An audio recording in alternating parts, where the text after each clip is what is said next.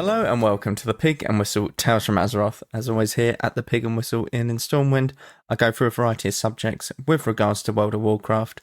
I grab a bottle or a pint, sit back and enjoy this midweek episode. We're going over a few bits and bobs, new classes, hero talents, the War Within possibly being the best expansion that there's ever been, and gearing. These are the kind of the main four topics that I wanted to talk about.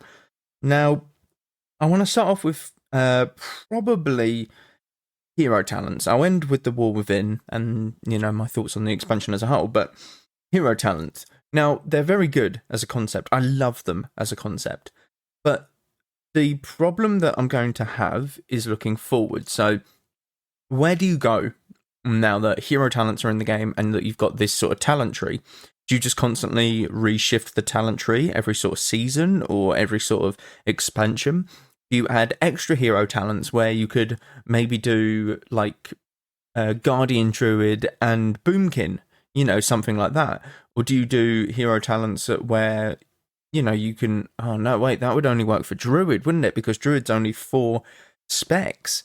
So again, it begs the question, where do you go with hero talents? Because there isn't anywhere you can go. Can you add more? You can add 2 different lots. So between Druid and or balanced Druid, you have Restoration, which is Keeper of the Grove, or you have the Guardian Druid one, which is Elun's Chosen. Do you add an extra hero talent selection for each of these specs? So instead of Elun's Chosen, you have Elun's Chosen 2, or you have Keeper of the Grove 2, that kind of thing. Is that where you go with hero talents? Possibly you give people more choice of the way that they play, or you allow people to just mix and match hero talents potentially, because that would be really, really cool. Now, I get that you would want some things from certain hero talents and they all complement each other, but you would balance it in a way that obviously you could do this, because for Druid, it would be cool to have Treants, but at the same time do the Fury of Elune AoE sort of stuff. But the problem with that is you might not have the talents to take for it, and it might require different talents completely. So what I mean by that is the Treants you would never run, okay, without using Keeper of the Grove. But if you were to take half and half, you would want Elun's Chosen or Fury of Elune, Warrior of Elune, whatever it's called, which is on the choice node talent with the Treants. You would want that if you're going for it, or going into Elun's Chosen, if that makes sense, because it just complements it more. So you'd have to balance it a bit, and you'd have to give people some baseline things. But again, hero talents are going to be very tough to build upon, or if you build upon the talent trees at all, you can't leave the talent tree stale, okay? We've learned that in past expansions that you cannot leave the talent tree stale, because a big problem, or a big fundamental problem, essentially, of the talent trees that we had in Shadowlands and before that, going back to MOP, was essentially you don't get any talents for quite a lot of levels. I think it was around 10 levels, 10 to 15 levels per talent point that you got. And that just wasn't fun. People found out that wasn't fun, and that's why they changed it, because it's a more interactive way of playing the game, these sort of talents. Now, again, it's really tough to know where we go from here. I genuinely think they just add an extra couple of hero talents per, section. So you get Elun's Chosen 2 and Keeper of the Grove 2. Obviously, they name it something else, but it will revolve around something completely different. So it will revolve around your Moonfires instead of your Fury of Elune and Full Moons instead.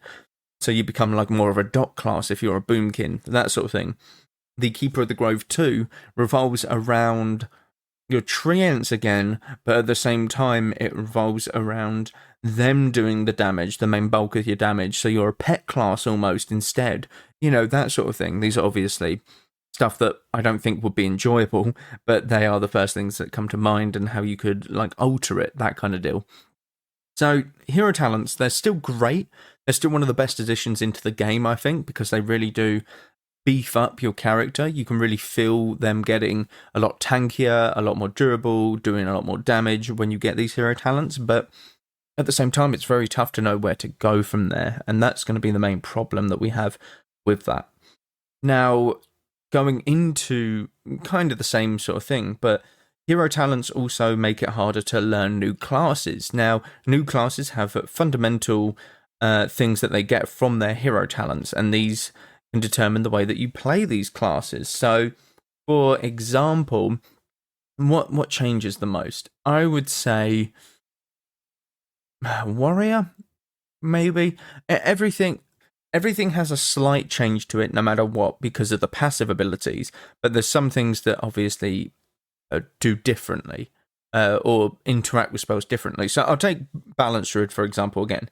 If you take Fury of Elune and you're trying to learn the class, you need to realise why your Fury of Elune is proccing, why you're getting a reduced cooldown on your Fury of Elune or Full Moon, multiple things like this, and it makes it a bit more difficult to learn, okay? Now, this is on top of the base sort of spell book that your class has. So I've just started learning Feral, and Feral is decent. It's very decent to start with because I play Druid a lot, and I know the fundamentals of Druid and combo points and, the bites and rips and rake damage and moonfires and adaptive swarm, all of that. I know most of these spells and am quite accommodated used to them. You know what I mean. I'm used to them. Now, for someone who doesn't play Boomkin or Feral or whatever, you get the baseline spells at level 70, and then suddenly your hero talents unlock, and this changes the gameplay entirely, because if you wanted to go Keeper of the Growth or learning Balance Druid, you need to take your Treants, which I think every single guide does not recommend taking, before the War Within. So it's kind of ridiculous. Now, you take Treants for probably PvE, potentially. I don't know if you did or not, actually.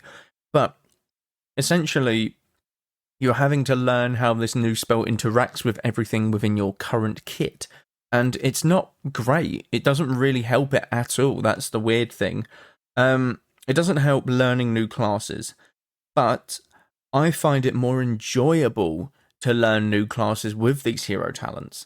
So Shaman, for example, I enjoy learning the Farseer hero talents because you're getting these little ancestors that help you heal.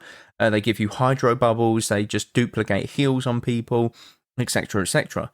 Now, if I go with the totemic Shaman, I'm suddenly using a totem as my main healing spell potentially, with it giving Healing Rain and it replacing Healing Rain.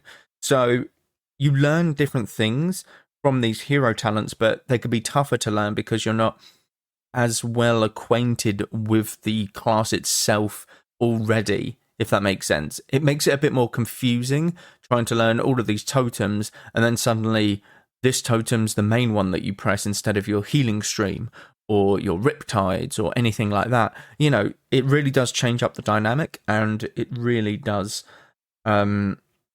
it really can get confusing for people trying to learn newer classes or classes that are not as comfortable in, we'll say. Okay. Now, this also leads on to gearing. Gearing in PvP is decently simple. I do like the gearing in PvP, but the problem that I'm having with it is the conquest. Now, I'm competing in the AWC, so I get to experience my character with all gear, all gems, all enchants, all embellishments, stuff like that. And I feel very limited when I log back onto retail and I can't do that on my main for PvP wise anyway. Whereas if you look at PvE, they are currently zooming up with their item level, hitting very good item levels, and essentially are completing their end game stuff. And that's apparent to see because of the Mythic World First. Now, don't get me wrong, not everyone's doing Mythic World First, but they are allowed to complete the PvE side of things in the War Within, whereas PvP players have to wait 5, 6-7 weeks to get a full set of conquest gear. And then don't get me started on, I need to get the right embellishments, I need to get the right gems, I need to get the right enchants. And this all costs so much. This costs a ridiculous amount, by the way, especially the Radiant Authority, what is it, enchant, weapon enchant, and that's because it's a boss drop. So I'm going to have to spend 25k per Radiant enchant if I want the best like enchant per caster class that I have, and I only play caster. So by the time I've bought 8 of these, I'll be like bankrupt, because in the past several expansions, I've done no gold farming, I've done nothing. I've just been basing it off of, the herbs that I pick while leveling, essentially, and then that's it for me done for the expansion. But, we need gold as PvP players now. So please make sure that we can get some gold, Blizzard. That's all I ask from PvP. And we can't get any gold at the moment because of how much everything's costing honor-wise. So you need 3 blood gems, which is 7,500 honor, and then you need 5,000 more honor on top of that to buy 1 piece or 1 gem slot, okay?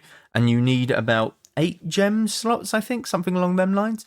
So you're spending a lot of honor, and in that honor spent, you don't get any sort of gold, which is crazy, okay?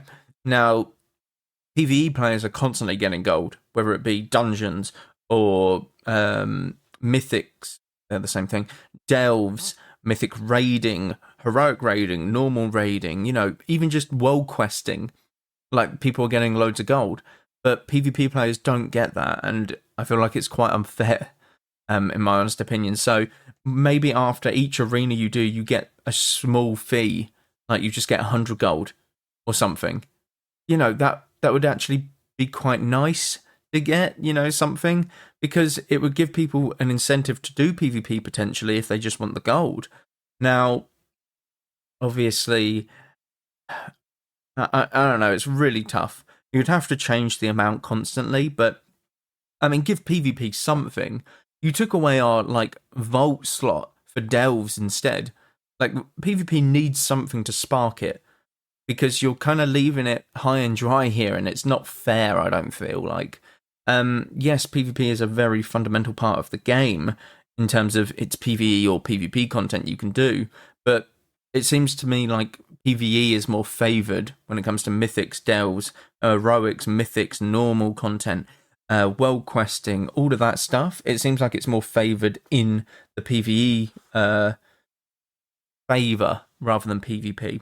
That's all I ask for. A little bit of gold after each of the arenas. That would just help us all out. It really, really would. Doesn't have to be a lot. 100 gold would be more than enough.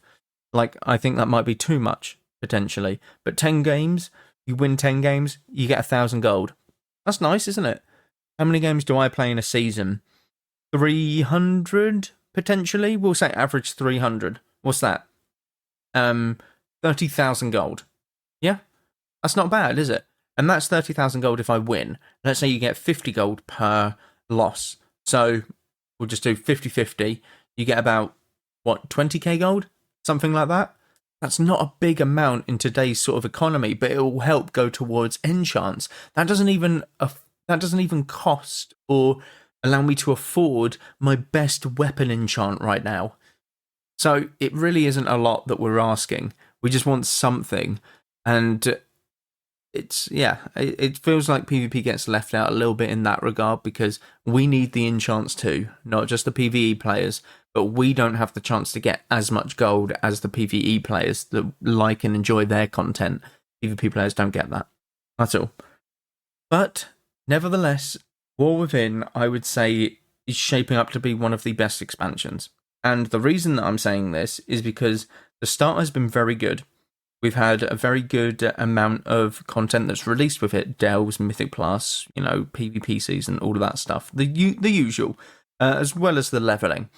But we already know what the next patch is. And we already know that the next patch has been on the PTR for a couple weeks now. So we know that that's going to be out within the next couple weeks, potentially.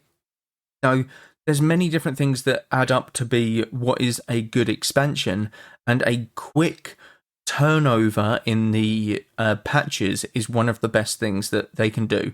And that's easy to see because of Legion. Legion is deemed as one of the best patches or expansions in the game, and that's due to the schedules and the patch turnover that they had. I think it was on average like every 66 days there was a major patch out. That's crazy, isn't it? It had double the amount of seasons that any other like expansion has had.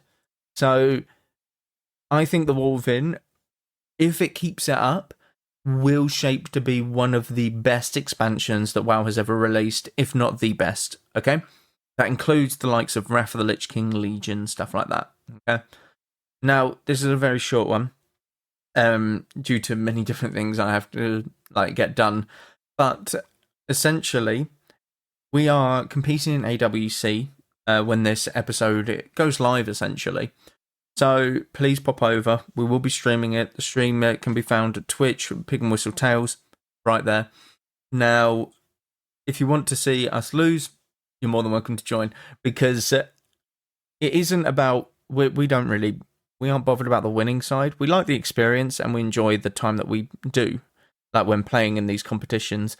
So if you guys want to see what a sort of lower rated player looks like in these competitions, please tag along. Honestly, you won't regret it. You'll see us have a bit of a shit show essentially on stream. There will be a small delay, obviously, because it's with the regulations. But yeah, thank you all very much for listening and understanding that this is a bit of a shorter one. Friday we'll be back to normal. Do check out all of the links down below. Constant stuff happening over there, as well as the Etsy shop. Constant stuff is happening on there. More stuff's being put on each and every day. Please do check it out. There might be some bits and bobs that you like and enjoy and you might want. Who knows? But thank you all very much once again, and go with Valor, friend. Goodbye all.